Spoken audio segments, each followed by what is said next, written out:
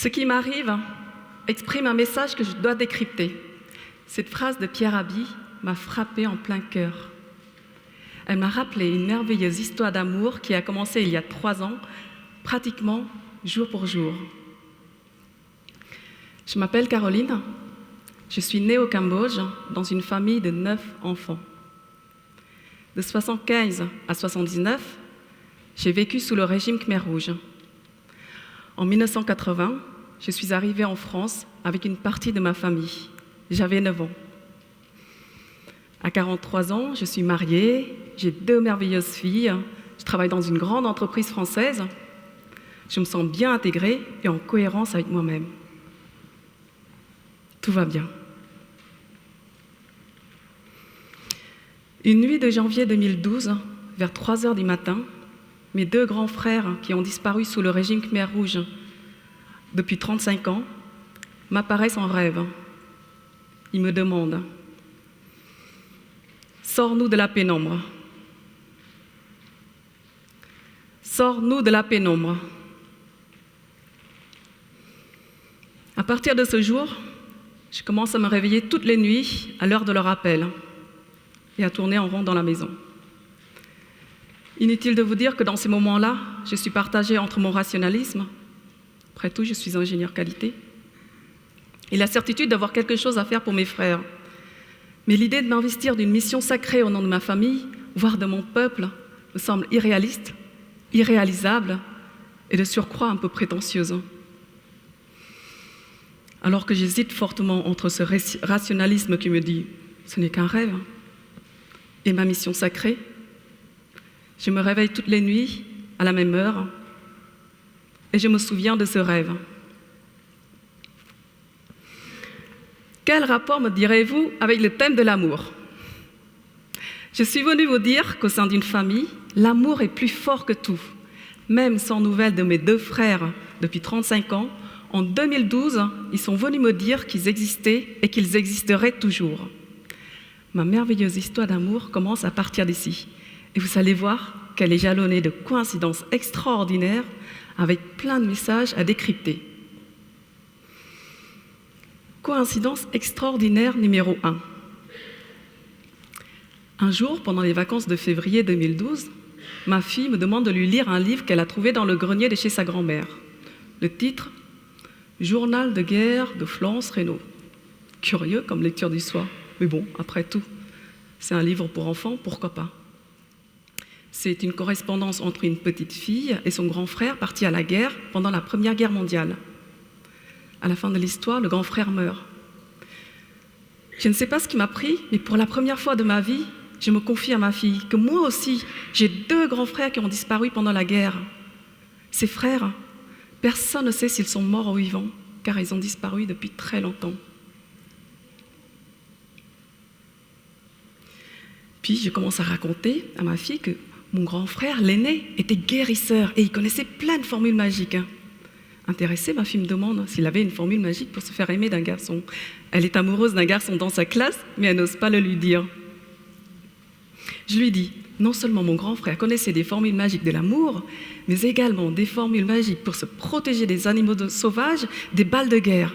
Je venais de me souvenir qu'à notre arrivée en France, mon père nous avait montré des formules magiques de mon grand frère, dans des lettres recouvertes c'est des lettres qui sont recouvertes de formules magiques, de mantras de toutes sortes.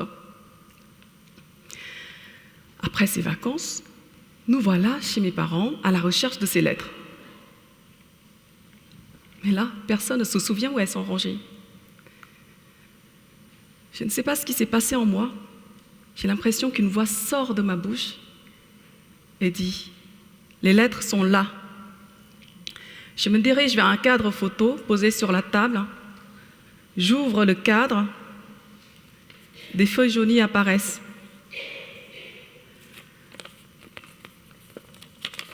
Mon père cherche fébrilement s'il y a une formule magique de l'amour. En effet, il y en a une. Le texte indique qu'à chaque fois qu'on la récite, elle réveille l'amour. Je demande à mon père de nous lire la formule magique. Thang Thomang Sangkhang Raksa Ate Metta Namo Puthaya Sukkato Solasa Nipyanang. Avec ma fille, on essaye de l'apprendre. Mais bon, elle est compliquée, on abandonne. Tant pis, ma fillette ne pourra pas tester cette formule magique de l'amour sur son camarade de classe dont elle était amoureuse. Coïncidence extraordinaire numéro 2. Peu de temps après avoir découvert ces formules magiques, un week-end, je décide de regarder des photos de famille tranquillement chez moi. Je sors les photos.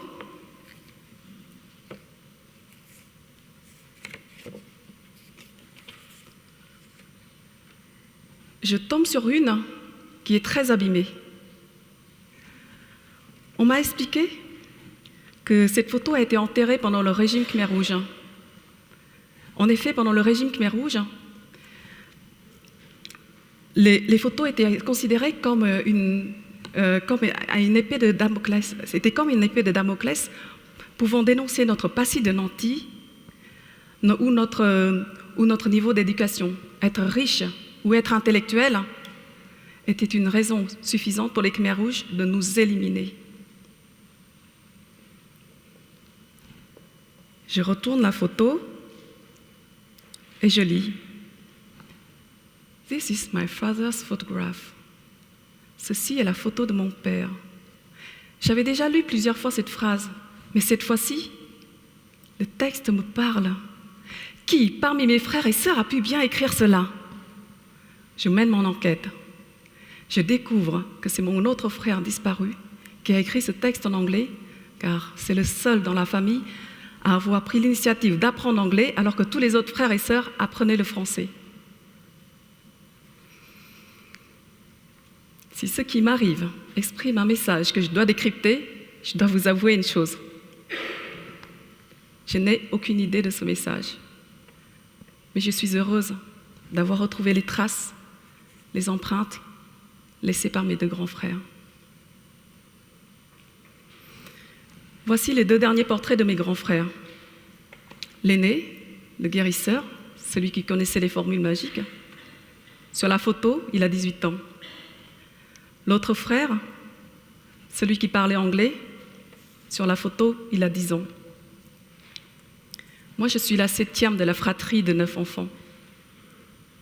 J'avais 6 ans lorsqu'ils ont décidé de s'évader des camps de travail pour ne plus en revenir.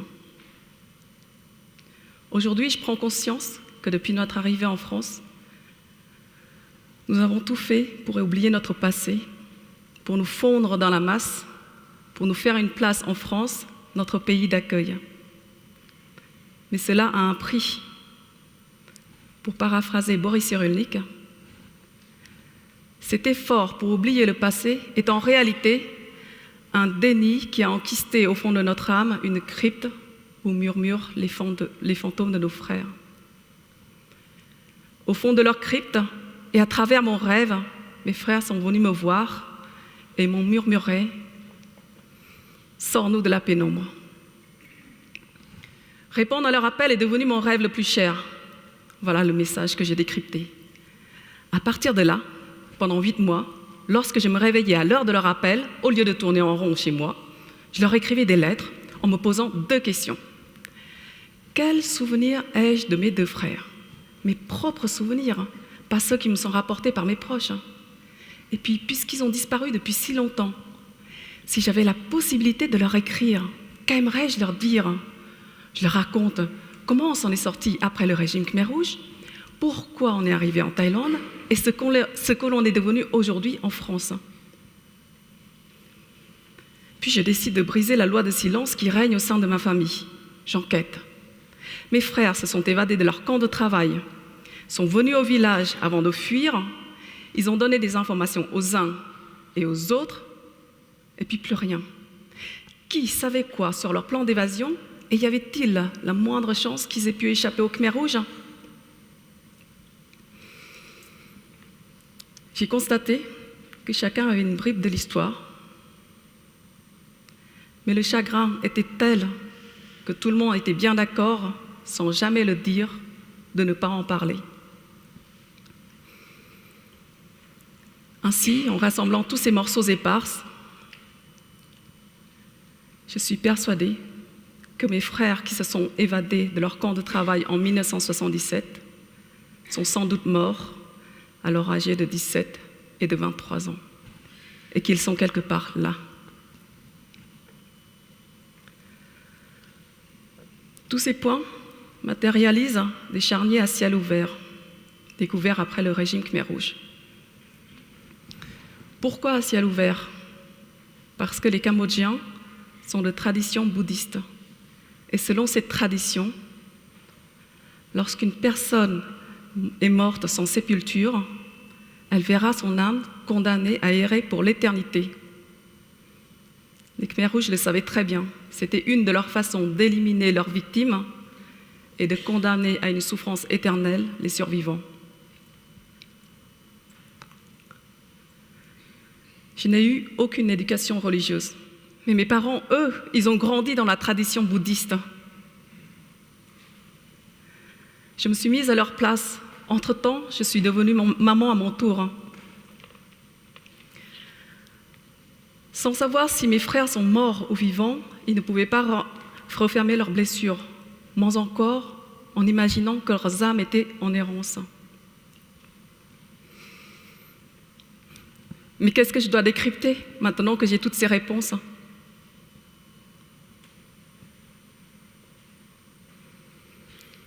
Coïncidence extraordinaire numéro 3.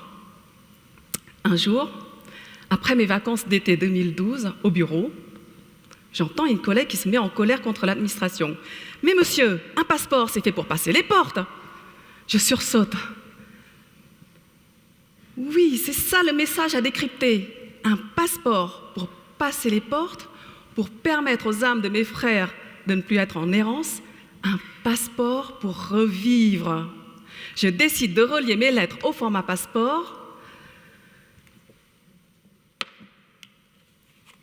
Je demande à mon beau-frère artiste et à ma fille d'illustrer mon livre à 4 mains. 2 mains d'enfants et 2 mains d'adultes, comme ces 2 parties de moi-même qui voulaient tant se réconcilier. Celle de mes souvenirs si lointains et celle de la nécessaire reconstitution. Et pour mon cadeau de Noël, avec mon livre au format passeport, je m'autorise enfin à retourner dans mon pays, le Cambodge, que je n'ai pas revu depuis plus de 30 ans. Mais ma merveilleuse histoire d'amour ne s'arrête pas là. De retour en France, je propose à mes parents de faire une cérémonie des morts au Cambodge, à la pagode Wat Qua, pagode dans laquelle mes 2 frères ont reçu leur enseignement bouddhiste. Je suis persuadée qu'une cérémonie, aussi symbolique soit-elle, pourrait permettre aux âmes de mes frères de passer les portes, de ne plus être en errance, et surtout permettre à mes parents de ne plus souffrir en silence. Mes parents refusent d'aller au Cambodge. Ils acceptent toutefois que la cérémonie se fasse en France. Nous avons fixé la date du 12 mai 2013, que la cérémonie se fasse à Paris, à la pagode de Vincennes.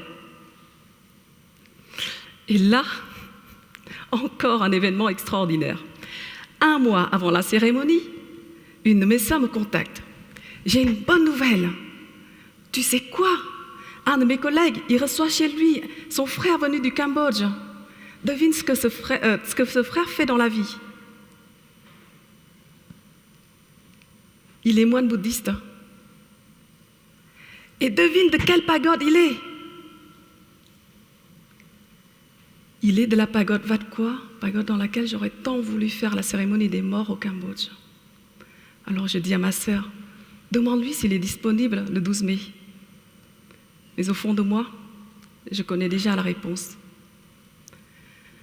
12 mai 2013, nous avons célébré la cérémonie des morts chez moi, bénie par le moine de la pagode Wat Qua, en présence de ma famille et de mon livre au format passeport. C'est par amour pour ma famille, pour mes frères que j'ai décrypté tous ces messages. L'amour m'a permis de réaliser mes rêves. L'amour m'a autorisé à faire le deuil. L'amour m'a ouvert les portes extraordinaires de la vie avec plein de messages à décrypter. En cette veille de la Saint-Valentin, ma famille et moi vous offrons la formule magique de l'amour que nous avons héritée de mon grand frère le guérisseur. Mettez votre main au niveau du cœur. Que vous ayez ou non une religion, l'essentiel c'est de donner ou de recevoir l'amour. Fermez vos yeux. Oui, fermez vos yeux. Pensez très fort à une personne qui vous est chère, à l'humanité tout entière. Écoutez, ressentez et accueillez. Puthang Thommeng Songkheng Raksa Ete Metta Namo Buddhaya Sokatao Saulasa Nibbyanang.